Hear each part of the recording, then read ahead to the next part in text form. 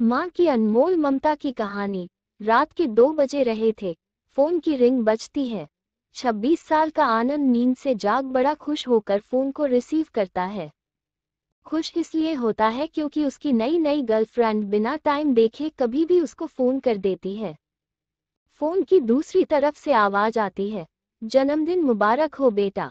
आज मेरा बेटा पूरे 26 साल का हो गया है। मैं बहुत खुश हूँ। माँ की आवाज सुनते ही आनंद के चेहरे के एक्सप्रेशन बदल जाते हैं। वो गुस्से में बोलता है, माँ तुझे समझ नहीं आता क्या? इतनी सी बात के लिए मेरी नींद खराब कर दी। ये बात तो तू मुझे सुबह भी बोल सकती थी। इतना कहकर वो फोन काट देता। थोड़ी देर बाद फिर से फोन की रिंग बजती है। आनंद फिर से फोन उठाता है और इस बार फोन पर पापा होते हैं। आनंद इस बार आराम से बात करता है। थैंक यू पापा, आपने मुझे बर्थडे विश करने के लिए फोन किया, वो भी इतनी रात को। पापा कहते हैं, नहीं बेटा, मैंने तुम्हें मुबारकबाद देने के लिए नहीं बल्कि ये बताने के लिए फोन किया है कि तुम्हारी माँ बिल्कुल पागल है। वो इतनी पागल है कि पिछले 1 महीने से मुझे हर दिन तेरा बर्थडे याद दिलाते आ रही है। वो इतनी पागल है कि तू हमसे सैकड़ों किलोमीटर दूर है, फिर भी उसने यहाँ पर खुद अपने हाथों से तेरे लिए केक बनाया है। ऊपर से ये जिद कर बैठी है कि जब तक तुझे विश नहीं कर देती तब तक न खुद खाना खाएगी न मुझे खाने देगी। आनंद सब ध्यान से सुन रहा था और उसे ये महसूस भी हो रहा था कि उसने अपनी माँ को फॉर ग्रांटेड ले लिया था। वो बोला, नहीं पापा, माँ बिल्कुल पागल नहीं है। पापा कहते हैं, नहीं बेटा, तू अपनी माँ के पागलपन को नहीं जानता, मैं जानता हूँ। वह तो 26 साल पहले ही पागल हो गई थी जब डॉक्टर ने उसे कहा था या तो हम बच्चे को बचा सकते हैं या आपको।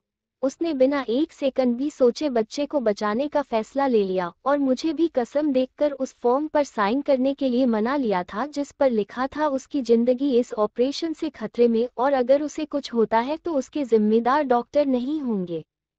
अब तू ही बता, बिना तुझे देखे जो औरत तेरे लिए मरने को तैयार हो जाए उसे हम पागल नहीं कहेंगे तो क्या कहेंगे? इतना कहकर पापा ने भी फोन रख दिया। आनंद ने भी अब यह महसूस किया था कि वो जो कर रहा था वो भूल नहीं, गुनाह था। हाँ, एक बार किसी इंसान को दुख दो तो कोई बात नहीं, लेकिन भगवान को दुख देना गुनाह ही होता है। और माँ भगवान से कम नहीं होती। पश्चाताप के आंसू उसकी आंखों से बह निकले। सवेरा होते ही आनंद अपने घर की ओर रवाना हो गया अपने माँ बाप से माफी मांगने के लिए। घर पहुंचते ही उसने पहले माँ से माफी मांगी जिसने उसे गले से लगा लिया। फिर वह अपने पापा से माफी मांगने लगा। पापा ने कहा, कोई बात नहीं बेटा, जा तू वापस चला जा। तेरी माँ हमेशा कहती थी कि तू उसे बुढ़ापे में संभालेगा, लेकिन मैं उसे समझा दूंगा। जैसे आज तक मैं उसे संभालते आया हूँ वैसे ही आगे भी मैं उसका ख्याल रखूंगा। उसे भी यह समझ लेना चाहिए, जो बेटा उसके एक फोन करने से परेशान हो जाए वो उसे उम्र भर क्या संभालेगा। बाप की ऐसी कड़वी बातें सुन आनंद की आंखें बहने लगी। वो सर चुपचाप झुका लिया, अपने बाप के सामने चुपचाप खड़ा रहा। अपने बेटे को परेशान देख माँ आगे आती है और पापा को कहती है, जाने दीजिए, माफ कर दीजिए, हमारा ही बेटा है। माँ की ममता का मोल ना कोई लगा पाया था ना कोई लगा पाएगा। 9 महीने प्रसव की पीड़ा सहन करके हमें नई जिंदगी, नई दुनिया में लाने वाले माँ ही हमारी हर गलती को माफ कर सकती है।